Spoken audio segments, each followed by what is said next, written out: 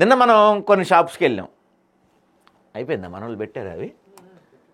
నిన్న మనం కొన్ని షాప్స్కి వెళ్తే వాళ్ళు ఏమంటారంటే మంచిదే అంటున్నారు. ఇదేంటండి మంచిది అంటే మేము అంటే మాంసం షాప్ వాళ్ళది మాది, మేము తరతరాలుగా అంటే కొన్ని సంవత్సరాలుగా మాకు దసరా పండుగ ఉండదు, ఈసారి దసరా పండుగ మేము ఇంట్లో కూర్చొని చేసుకుంటాం అంటున్నారు వాళ్ళు. షాప్ వాళ్ళేమో ఈసారి మేము దసరా పండుగ ఇంట్లో కూర్చొని హ్యాపీగా చేసుకుంటాం అని చెప్పి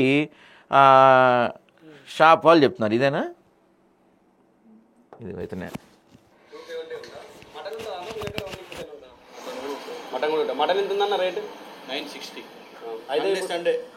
ఓకే ఓకే. అయితే ఇప్పుడు దసరా రోజు సెకండ్ అవుతుంది కదా, October 2. ఆ రోజు గాంధీ జయంతి కూడా ఉంది కదా, బంధు పెడుతున్నాం. నేను రిస్క్ ఎందుకు?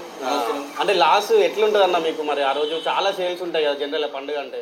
పండుగ అంటే సేల్ ఉంటుంది, ఏం లాభం చెప్పు? సేల్ ఉంటుంది. బంధు పెట్టినప్పుడు గవర్నమెంట్ చెప్పినప్పుడు బంద్ చేయాల్సిందే. అయితే ఇప్పుడు మీకు జనరల్ ఇంతకుముందు సంవత్సరం అట్లా పండుగకి ఎంత సేల్ అవుతుంది అన్న? అంటే ఎన్ని కేజీల వరకు అమ్ముతారు? అంటే ఇప్పుడు ఈ మధ్యన ఏం లేదు, పెద్దగా ఏం అవుతలేదు. అంటే అందరు ఊర్లోకి వెళ్ళిపోతారు. మా ఊళ్ళో సండే సేల్ ఎట్లుంటుంది అంతే ఉంటుంది. అంటే ఇంతకుముందు సంవత్సరం అట్లా దసరా ఇంతకుముందు అయినా కానీ మామూలుగా. నమస్తే అన్న. నమస్తే అన్న. ఈ చికెన్ రేట్ ఎంత ఉంది అన్న జనరల్గా?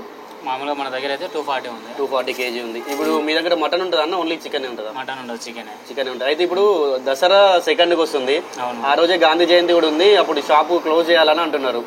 ఆల్రెడీ అలా గవర్నమెంట్ జియో పాస్ చేసింది అన్నట్టు. మనకైతే ఇన్ఫర్మేషన్ రాలేదు, వాళ్ళ వస్తే చెప్పలేదు. ఒకవేళ మరి క్లోజ్ ఉంటే మీకు లాస్ ఉంటుందా? లాస్ అవుతుంది, పండగ కదా, కొంచెం తింటారు. మీకు ఆ రోజుల్లోనే బాగుంటుంది. మటన్ ఉండదు కదా, కొందరికి చికెన్ తింటారు. అవును. ఇప్పుడు మీకు జనరల్ గా పండుగ రోజుల్లోనే మటన్ తినే పరిస్థితి ఏడుందిలే మిడిల్ క్లాస్ వాళ్ళు. ఉందా? 260 రూపీస్ ఉన్నాయి కేజీ. 260 ఉందా? మటన్ ఉంటుందా మీ దగ్గర? Only chicken? Mutton only chicken. Chicken mutton రెండు. చికెన్ మటన్ రెండు ఉంటాయి. మటన్ ఎట్లా ఉందన్న కేజీ? 940 కేజీయా? సో ఇప్పుడు August 2కి గాంధీ జయంతి వస్తుంది, అట్లనే దసరా వస్తుంది కదా, మీ బిజినెస్ ఏమన్నా దిబ్బపడతా? చెప్తున్నా కదా, గిరాకులు అసలు లేవు, రెంట్ తక్కువ ఉండే. అది అసలు రెంట్లు ఎక్కువ, గిరాకులు లేవు, ఏం లేవు అసలు.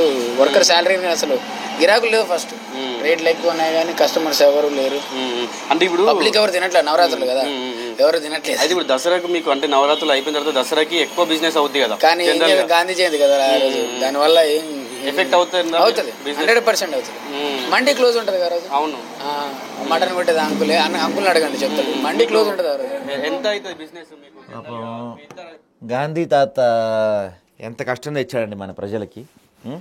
సరే, ఇప్పుడు మనలాంటి మిడిల్ క్లాస్ వాళ్ళు మటన్ తినలేనులే కానీ, మటన్ తిని మన 900 రూపాయలు పెట్టి మటన్ తినే వాళ్ళు తక్కువ అయిపోయారులే కానీ, చికెన్ తినే వాళ్ళకి కూడా కష్టమే, మండి కూడా ఉండదంట కదా.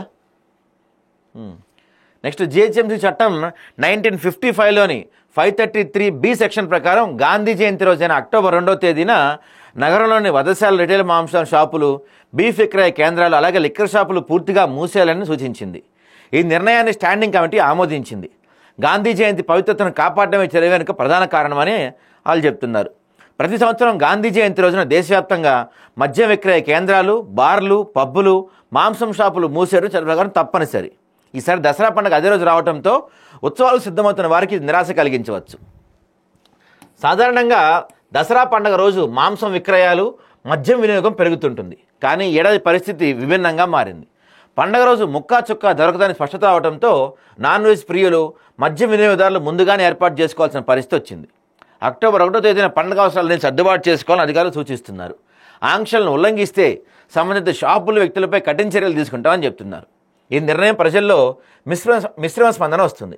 ఒక వర్గం ప్రజలు గాంధీ జయంతి ఆత్మను కాపాడే ఉద్దేశంతో అధికారుల నిర్ణయాన్ని సమర్థిస్తే, మరో వర్గం మాత్రం దసరా రోజున అవసరమైన సౌకర్యాలు లేకపోవటం అసౌకర్యంగా భావిస్తుంది. ఇక్కడ ఒక విషయం మన అధికారులు కూడా మిస్ అయ్యారు. ఏంటో తెలుసా? గాంధీ జయంతి రోజున మద్యం అమ్మకాలు చెయ్యొద్దు అని చెప్పడానికి కారణం ఏంటో తెలుసా సార్ మీకు? మద్యం తాగొద్దు, తినొద్దు అని. మీరు ముందు రోజే కొని తెచ్చిపెట్టుకోండి అని చెప్తుంటే ఎలా? దసరాకి మాంసాహారులైన ప్రతి ఇంట్లో ముక్క ఉండాల్సిందే. గొర్రెలు, మేకలు, పొట్టేళ్ళు, మేకపోతులను కోసి వాటాలు వేయాల్సిందే. ఏదో అంటారు కదా, ఏమంటారు, కుప్పలు వేస్తారు కదా, కుప్పగా పెట్టేది.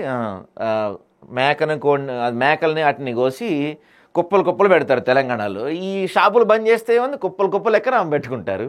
బంద్ చేసుడైతే ఉండదు. గ్రామాల్లో పట్టణాల్లోని వ్యాపారస్తులు దుకాణదారులు పెద్ద పెద్ద వాహనాల యజమానులు దసరా పండుగ సందర్భంగా వారి దుకాణాలు పరిశ్రమల వాహనాల ముందు మేకపోతులు గొర్రెపోతులు బలి ఇవ్వటం ఆనవాయితీ. ఇందుకోసం పొరుగు రాష్ట్రాల నుంచి పెద్ద ఎత్తున మేకలు గొర్రెలు కోళ్లు చేపలు రొయ్యలు దిగుమతి చేసుకుంటారు. అయితే దసరా ఒకవేళ మాంసం దుకాణాలను మూసివేసినట్లయితే ముక్కపై మాత్రం తీవ్ర ప్రభావం ఉంటుందంట. దాంతోపాటుగా దసరా అంటేనే తెలంగాణ రాష్ట్రంలోని ప్రతి ఇంట్లో మటన్ ముక్క మద్యం తప్పనిసరి. మందు లేకుండా ముద్ద దిగదు. గతేడాది రాష్ట్రంలో మద్యం విక్రయాలు విపరీతంగా పెరిగాయి.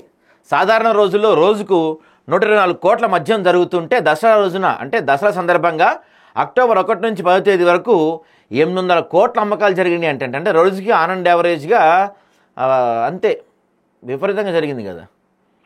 గత అక్టోబర్ 10న రికార్డు స్థాయిలో 139 కోట్ల విలువైన మద్యాన్ని డిపోల నుంచి వైన్ షాప్ తరలించారు. ఒక్కరోజు ఏకంగా 2.35 లక్షల బీర్లు వైన్ షాపులకు చేరినాయి అంట. గత అక్టోబర్ 1వ తేదీన గణాంకాలను పరిశీలిస్తే 8 రోజుల్లో 882.38 కోట్ల మద్య విక్రయాలు జరిగాయి. ఇందులో 8.37 లక్షల మద్యం కేసులు 14.53 లక్షల బీర్ కేసులు ఉన్నాయంట. వామ్మో, అయితే ఈసారి మరి పండగ గాంధీ జయంతి కదా, ఈసారి మరి తగ్గిద్దేమో.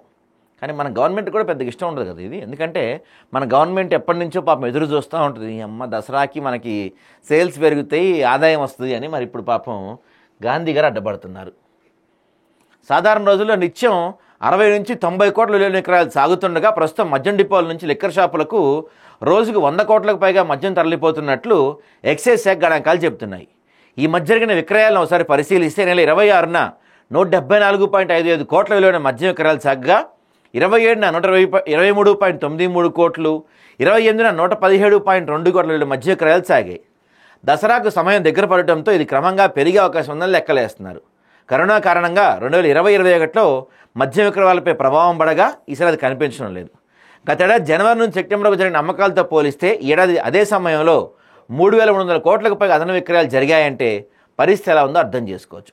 మొత్తం ఏడాది జనవరి నుంచి నెల 29వ తేదీ వరకు 25,223.58 కోట్ల మద్యం విక్రయాలు జరిగాయంటండి. అంటే దసరా పండుగ ముగిసేసరికి 26,000 కోట్లు దాటే అవకాశం ఉంది.